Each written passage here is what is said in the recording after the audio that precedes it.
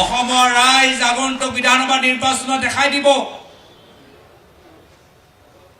যে তেওঁ কোনো হিমন্ত বিশ্ব শৰ্মা ডাঙৰীয়াৰ পৰা ভয় নকৰে।